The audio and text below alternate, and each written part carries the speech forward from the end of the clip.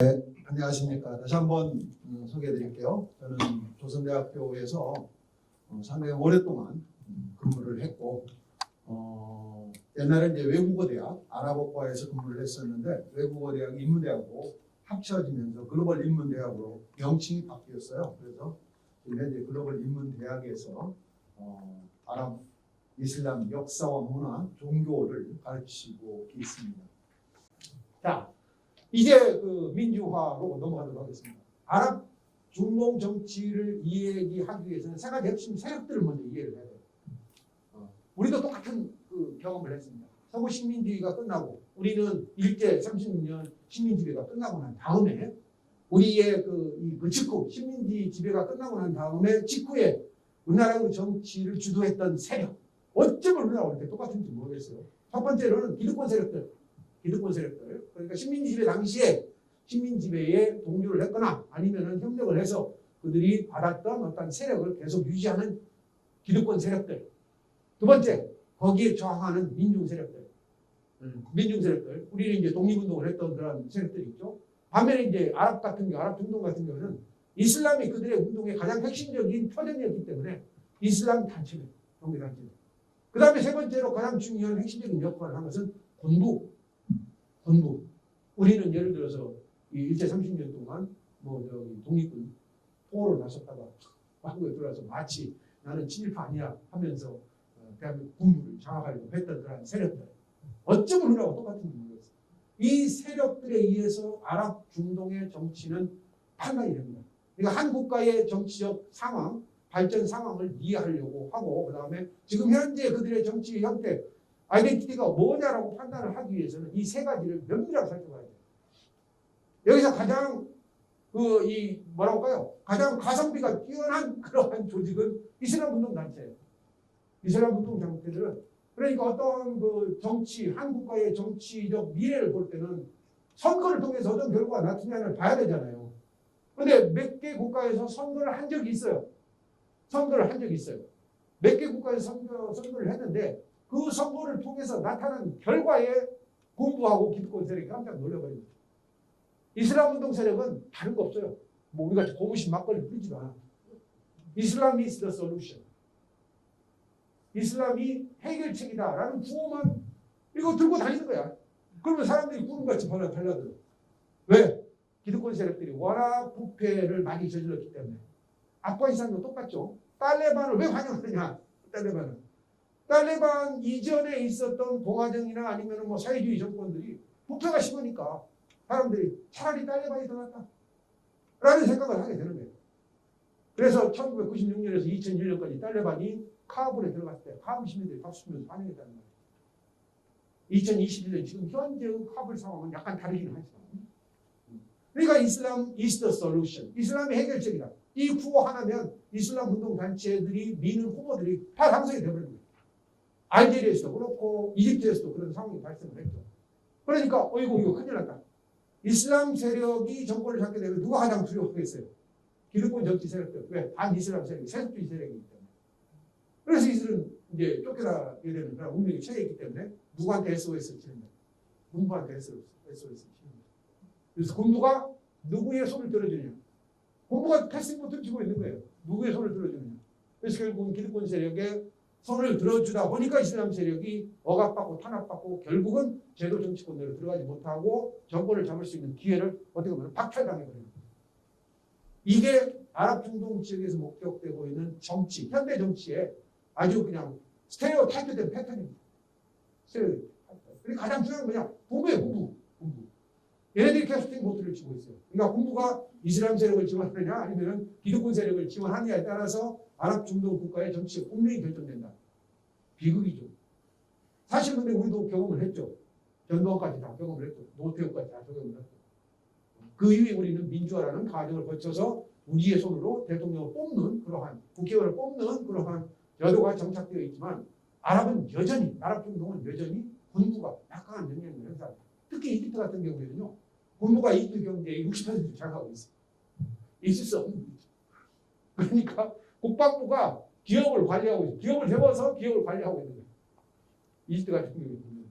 그리고 그걸 소위 말하면 국내 그 실세들이 나눠서 컨트롤을 하고 있어요.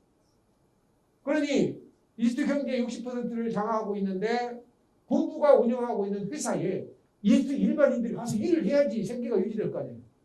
이게 실질적으로 따지면 이집트인들의 80%가 소위 말하는 군부와 연결이 되어 있다는 거예요. 직접적이든 간접적이든. 그러니까 선거하면 누가 이기겠어요? 선거하면 군부에서 내세우고 군부가 미는 사람이 당선될 수밖에 없고. 그래서 이집트 같은 경우에는 아랍 스프링으로 인해서 모라크라는 그 군부 출신이 쫓겨나고 이슬람 운동을 담당했던 사람이 민주정부를 수립하려고 했는데 수립하고 얼마 지나지 않아서 군부가 다시 쿠데타를 해서 이렇게 해가지고 쫓아내버리고 다시 군부가 장악하는 그런 상황이 왔습니다. 우리보다도 한 몇십 년 떨어져 있다고 봐야 되겠죠. 정치적으로는. 그래서 군부와 이슬람 세력과 기득권 세력이 서로 견제를 하고 있지만 여기에서 군부 세력이 가장 커다란 영향을 미치고 있다. 자, 그렇다면 2021년 아랍 스프링이 우리한테 주는 교훈은 뭐냐? 제일 먼저 아랍 스프링은 2010년에 튀니지에서 발생했죠. 튀니지에서 경제적인 그러한 이 억압과 탄압, 그런 경제적인 뭐랄까요? 결핍, 이것을 타파하기 위해서 분신 자살을 하면서 소위 말하면 튀니지에서부터 먼저 대스민 혁명이 일어났죠.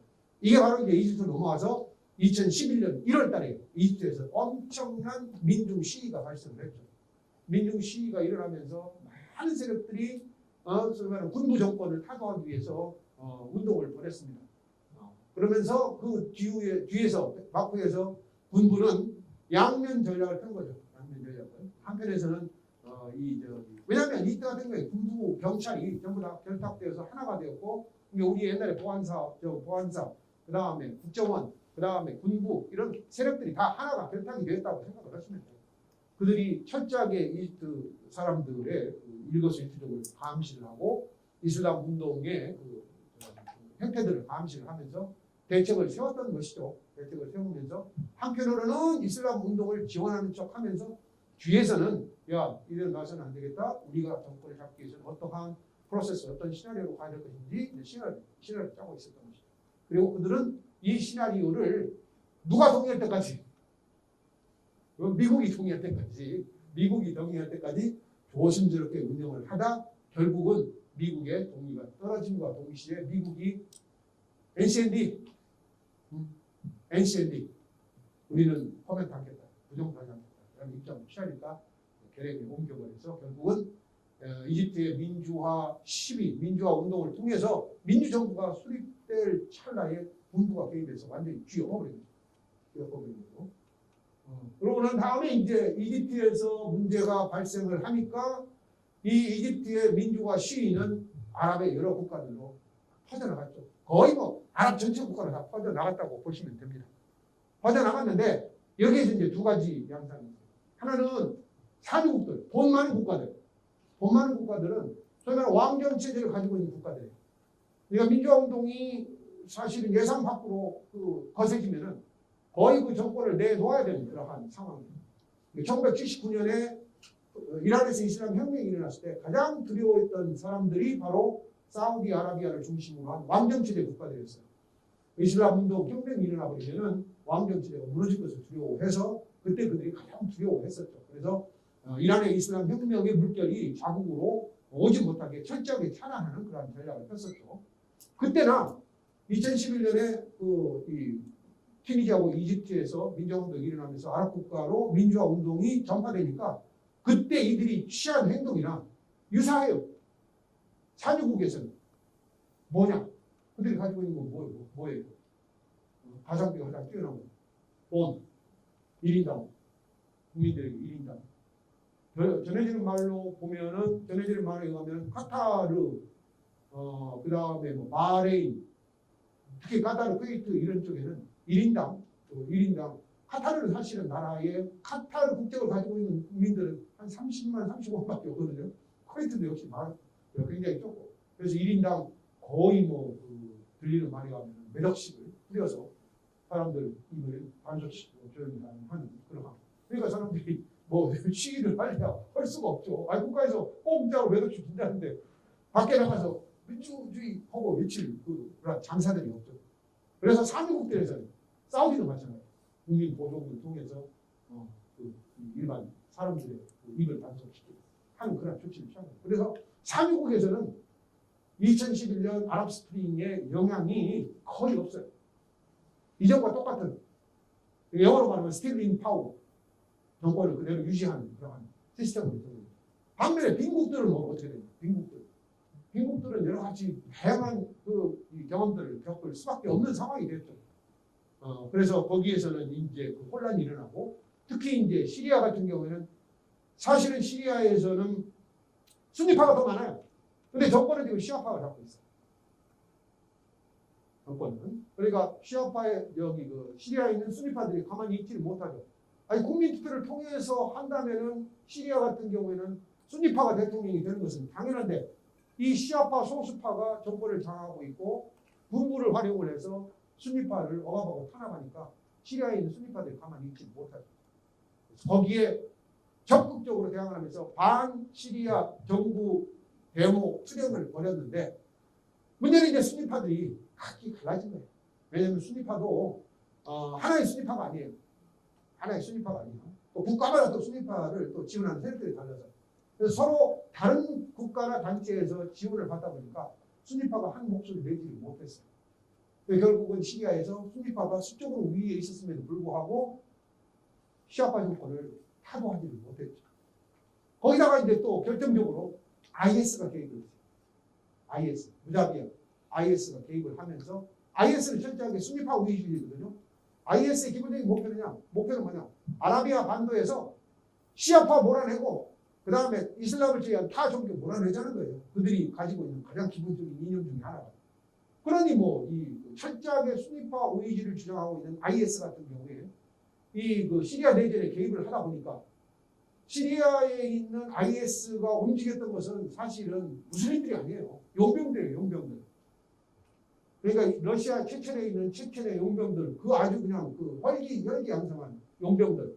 그리고 체첸들은 사실은 체첸 애들은 러시아로부터 독립하기 위해서 체첸 반러시아 운동을 하는데 운동 자금을 대줘야 돼. 그러니까 여기 용병으로 활동하면서 용병에서 얻은 그 이 봉급을 전부 체첸으로 보내는 거예요. 그리고 용맹한 활동을 하면은 보너스가 나와. 그래서 우리가 옛날에 그 IS가 한참 활동할 때인 2014년, 15년에 보면은 그 TV 화면을 통해서 그 소위 말하면 배교자 또는 배신자 또는 뭐 사람들을 처형한다고 총으로 이렇게 하고 그 다음에 노란 보자기 씌워서 뭐 석유를 뿌려서 불태우고 그 다음에 칼로 이렇게 목을 자르는 그러한 장면들이 나왔잖아요. 무슬림들은 들어오면은 무슬림들은 아랍 국가에 있는 무슬림들은 같은 형제들끼리. 근데 그러면 그러한 행동을 한 그러한 이스라엘에서 그런 행동을 하는 데는 누구냐? 체첸 반군들. 이걸 우리가 좀 봐야 돼. 그래서 이 체첸 그 반군들이 그 IS에 투입이 되면서 IS의 행동 양태가 엄청 극단적으로 발전해버린 거죠. 그러면 체첸은 왜 그렇게 행동을 했느냐? 자기 국가, 자기 모국, 자기 조국을 독립시키기 위해서, 러시아로 독립시키기 위해서. 그러니까 체첸에 있는 그 무슬림들은 러시아 군대하고 아무리 싸워봤자 뭐 러시아 군들이 토끼몰이 하듯이 한 극장에다 몰아넣고 완전히 박살내버렸잖아요. 그러니까 거기에 대한 악감정들이 러시아의 공산주의에 대한 악감정들이 엄청나게 많죠. 체첸 방문. 그러니까 그런 것을 하기 위해서 체첸이 독립을 하기 위해서 돈을 대줘야 되고 그 돈을 대주기 위해서는 용병으로 참여를 해서 이런 용맹스러운 모습을 보이고 여기에서 받은 봉급들을 전부 다 자기 조국에 있는 체첸 반군들의 활동을 위해서 다 보내는 거예요. 이런 형태로 진행되다 보니까 IS가 시리아 사태에 개입하면서 국제 여론이 바뀌어요. 그래서 오히려 미국은 왜냐하면 이제 아사드라는 그 시리아 정권을 뒤에서 배후에서 지원하고 있는 세력들이 누구냐? 시아니까 이란이 이제 지원을 해주겠죠. 그 다음에 이제 시리아에 투자를 했던 러시아가 지원을 해요. 그 다음에 또 시리아에 투자했던 중국이 지원을 해요. 그러니까 러시아, 중국, 이란이 시아파를 지원을 하니까 미국이나 영국이나 서구 세계들은 이것들 봐라 보고 순위파를 지원하려고 여러 다른 각도를 통해서 지원을 해요. 그런데 느닷없이 IS가 들어오면서 그런 극단적인 행동을 보이고 전 세계의 여론이 확 뒤바뀌어 버리니까 미국이 팔을 빼버렸죠. 유럽도 발을 빼버렸다. 그러면서 결국은 시리아는 순리가 정권을 존버하지 못하고 내전 상황으로 빠져들게 되고 아사드가 갑자기 유리해지면서 시리아를 상당히 많이 통치하고 점령하고 여전히 그 몇 개 도시에서는 지금도 내전 상황에 처하는 그런 상황이 된 거예요. 그러니까 한 국가를 이해할 때 각지 한 가지 가지고 해석할 수 있는 상황이 안 되는 게 바로 이제 아랍 국가들이거든요. 예멘도 역시 마찬가지예요. 예멘은 원래 여러분도 알다시피 북예멘, 남예멘으로 나눠졌잖아요. 그러다 북예멘은 사실은 사회주의, 그러니까 사회민주주의. 남예멘은 우리하고 달리 공산주의, 소련이 들어서 공산주의. 서로 싸우다가 통합을 했어요. 통합을 했다가 거기도 2011년 아랍의 봄과 함께 서로 기득권 싸움을 하다가 결국은 부족들이 각기 이탈해버리니까 내전 상황에 돌입을 해서 통일되었던 예멘이 내전 상황으로 돌입해서 지금 현재의 상황은 정부군과 후티 반군 그 다음에 정부군에 지원을 했는데 너희들도 마음에 안 들고 너희들도 마음에 안 들어 해서 또 다른 제3 세력들이 또 등장을 해. 그래서 3자들이 지금 현재 그 예멘에 어떤 정책 주도권을 위해서 싸우고 있는 상황이 벌어지고 있는 거예요. 그래서 아랍 스프링으로 우리가 기대했던 그러한 상황들은 일부 국가에서는 성공을 했지만 일부 국가에서는 내전, 그 다음에 부족 간의 갈등, 그 다음에 종파적인 갈등. 예멘 같은 경우에는 후티는 시아파예요. 이란의 지원을 받고 있어요. 나머지는 또 순니파예요. 그러니까 이런 종파적인 갈등, 인종적인 갈등 이런 걸로 인해서 참하게 내부가 분열이 되니까 결국은 군부가 개입을 하면서 결국은 강압적인 독재주의 정권이 유지가 되고 독재주의 정권이 유지되다 보니까 여기서 더 못 살겠다. 난민들이 생겨나면서 유럽으로 난민이 건너가니까 유럽 사회가 무슬림들로 인해서 혼란을 겪게 되니까 결국은 이슬람에 대한 공포, 즉 이슬람 포비아만 더 확대되는 그런 양상으로 진행되고 있어요. 그래서 제가 방금 설명한 이것을 도표로 살펴보면은 민주화 운동으로 인해서 소위 말하면 인권운동, 민주주의 운동이 벌어져서 군부 정권을 타도하기로 했는데 내부 갈등이 벌어지고 이슬람주의 세속주의, 군부가 일반대중, 순위파, 시아파, 부족, 인종주의가 등장을 하게 되고 그다음 군부가 개입하고 인권을 타락하면서 정치 조직의 보복이 일어나고 국내 정치가 혼란에 빠지니까 결국 내전이 발생하고 그다음에 권위주의 정권이 재등장을 하게 되고 이걸로 인해서 백색 테러가 발생하고 종파와 인종에 대한 청소가 발생하고 결국 민주주의가 실패하면서 헌법개정도 실패하겠다. 그러다 보니까 더 이상 못 살겠다. 탈출, 난민들이 발생하게 되고 난민들이 유럽과 세계 각지로 들어가면서 유럽 정치 혼란, 국제 정치 혼란, 이슬람 포비아 발생. 우리나라도 겪었잖아요. 그렇죠? 예멘 난민들이 제주도에 왔을 때 우리도 똑같은 경험을 했잖아요. 그래서 전 세계가 소위 말하면 2011년 아랍 스프링 운동의 민주주의 운동의 소위 말하는 실패로 인해서 전 세계가 이슬람 포비아라는 이러한 현상들을 지금 현재 목도하고 있다고 말씀드립니다. 아랍 스프링 이후의 정치적 변화, 방금 설명드렸던 쭉 연장 현상입니다. 이집트에서는 정치적으로 이집트는 공화제이면서 세속주의가 가미된 그런 공화제죠. 순리파가 통치 종교고 주요 부족과 인종은 아랍 플러스 남부 아프리카 일부 베르베르족도 포함이 되어 있습니다. 그러니까 아프리카계 민족들도 포함이 되어 있고 튀니지 같은 경우에는 공화제 세속주의 아랍족 플러스 베르베르족들이 이제 주 종족이죠.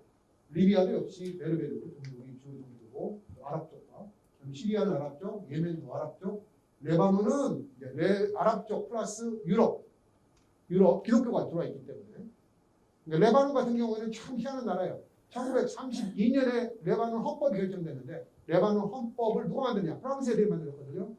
프랑스 애들이 이제 프랑스에서 들어온 기독교가 마론파라는 게 있어요. 마론파.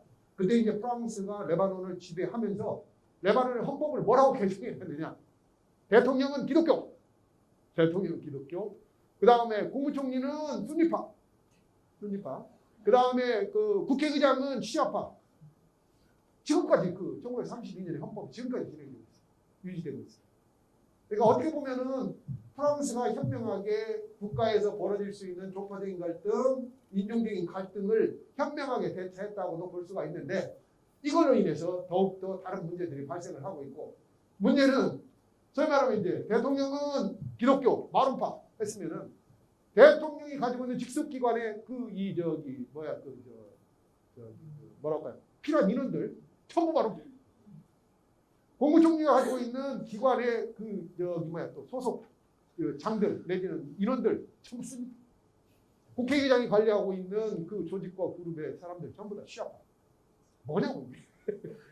그런 상황이 벌어지니까 레바논도 끊임없이 정치적인 갈등과 내분이 끊이지 않는 그런 국가 중에 하나고 폭탄 테러가 끊임없이 발생하고 있는 그런 국가예요.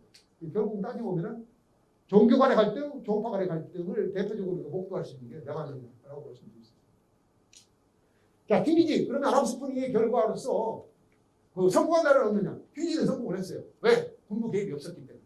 그래서 튀니지는 민주주의 선거를 통해서 대통령이 선출되었고 성공했다고 볼 수 있습니다. 반면에 이집트는 어떠냐? 군부 개입이 있었어요. 그래서 결국은 이집트는 아랍 스프링에 의한 민주주의의 단계들이 좌절되게 되고 결국은 아랍 스프링은 실패로 끝나버린 그러한 국가.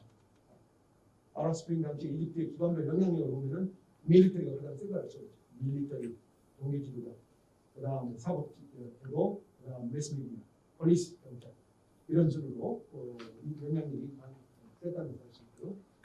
아랍 스프링 당시 이집트의 주요 관심사는 사실은 경제였어요. 경제 개선을 위해서 우리는 민주주의를 실현하고 대통령을 바꿔야 되겠다. 결국은 좌절력을 아랍 스프링 이후에도 중동 아랍 정치의 중심축에는 군부가 있다. 군부가 패싱부트를 주고 있다. 군부의 정치 개입을 차단하는 방법, 이게 아랍의 민주화를 이루는 가장 현명하고 빠른 방법인데 방법이 없어요. 그럼 어떤 방법을 통해서 이걸 해야 되냐? 단기간 내에 이루어지기 힘들고 조금 장기간에 포석을 두고 신경 써야 될 부분이 바로 이제 교육, 그 다음에 SNS 활성화인데 이것도 국가가 통제를 하고 있기 때문에 힘들어요. 그래서 저기는 또 다른 제3차 세계대전이 벌어져가지고 뭔가 한번 휩쓸어야지 저기가 변화가 가능하지. 내가 적어도 아랍, 중동, 이슬람을 전공한 사람 입장에서 보면 굉장히 힘들어요. 그래서 패스팅부터 쥐고 있는 것은 군부. 아랍 스프링 이후에 이집트의 사회적 분위기 전부 다 초기에는 좋았다가 2013년이 되면 전부 부정적인 변화로 경제, 그다음에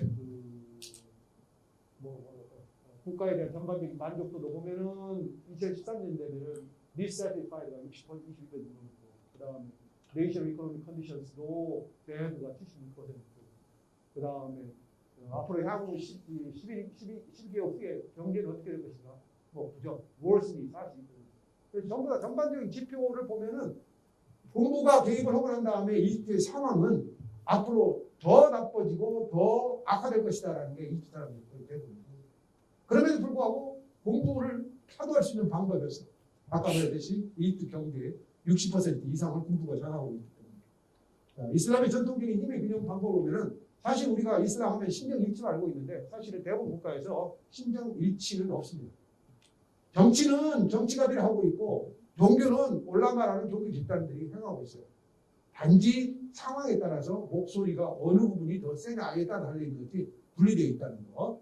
그 다음에 이제 여기에 하나의 완충제 역할을 하는 게 법학인데 이슬람법이라는 샤리아가 있고 샤리아법은 코란에 근거한 법이기 때문에 현재 상황에 맞지가 않습니다. 현대 사회의 다양한 현상에 적용할 수 있는 사회법은 그렇게 많지 않아요. 그래서 이 샤리아를 근거로 해서 있는 각 국가의 피크라는 법적인 해석이에요. 이게 사실 무서운 거예요. 이게 사우디에서 여성 운전을 하지 마라, 금지. 이 샤리아, 즉 코란에는 그런 내용이 나와 있지 않아요. 나와 있잖아요. 근데 뭐에 근거해서 사우디에서는 그동안 2019년까지 여성 운전을 금지시켰느냐. 이 소위 말하는 법학자들이 내는 피크라는 파트와라는 법적 개인적 견해가 있어요. 법학자들은 거의 보수주의자들이죠. 보수주의자들. 법학자들은 개혁주의자들 거의 없습니다. 거의 보수주의자들. 그러니까 보수주의자는 뭐냐? 전통을 유지, 발전시키는 거예요. 이 전통을 유지, 발전시켜야 된다. 즉 아랍 사회나 이슬람 사회에서 여성들에 대한 이 사회적인 이 분위기 이걸 반영한 그런 어떤 법적 판단이나 아니면 개인적 해석을 내놓는 거죠. 그러니까 사우디에서는 좀 우습게도 여자가 자전거를 타거나 자동차 운전을 하면은 여성의 배란 기관이 파괴돼서 아이를 낳을 수 없다라는 아주 우스꽝스러운 법적 판단까지 하면서 여성들의 그 소위 말하는 자동차 운전을 허용을 하지 않았던 거예요. 그걸 이제 2019년에 그 소위 말하는 사우디의 새로운 희망으로 떠오르고 있는 모함마드 빈 살만이라는 이 친구가 황태자가 다 허용을 한 거죠. 그래서 설명드릴게요. 자, 이게 이집트 인구크레터파의 주역인 RCC 또는 LCC라고 하는 사람입니다. 제일 처음에는 민주정권의 국방장관으로 임명이 됐어요. 국방장관으로. 그러다가 이제 국방장관에서 어느 날 갑자기 쿠데타 일으켜가지고 대통령을 찍었어요. 아랍스프링의 결과, 소위 말하면 튀니지에서만 성공을 하고 나머지 이집트, 리비아, 시리아, 예멘, 이라크에서는 이러이러한 이유 때문에 부족주의, 종파주의, 그 다음에 외세의 개입 이런 이유 때문에 전부 다 실패를 하고 말았다. 그래서 아랍스프링 통치자들의 운명 다 축출됐어요.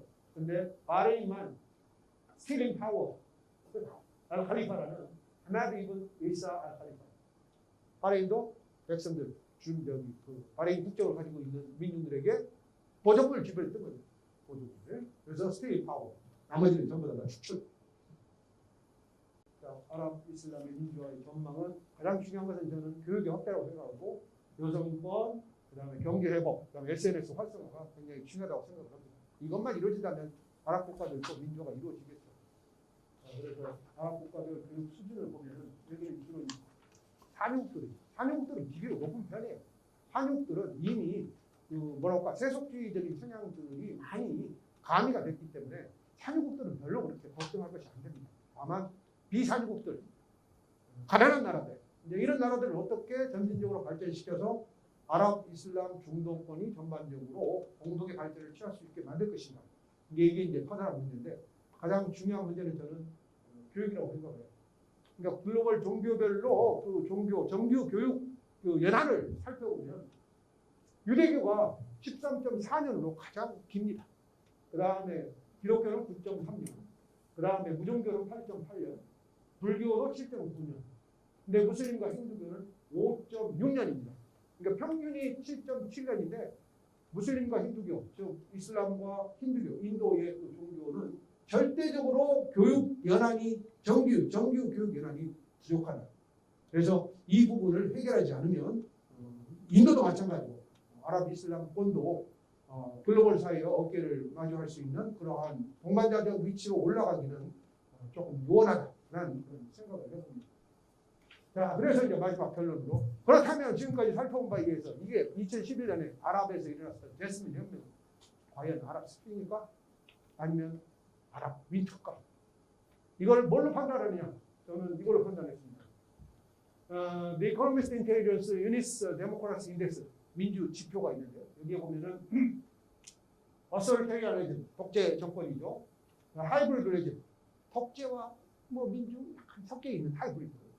플라우 데모크라티스 약간 민주주의 같긴 한데 약간 흠결은 있어. 그 다음에 풀 데모크라티스 완전 민주주의를 지향하고 있는 그런 희시하고 있는 국가. 아랍 국가들을 판단해 봤더니 튀니지만 6.72로 플라우드 데모크라시에 해당해요.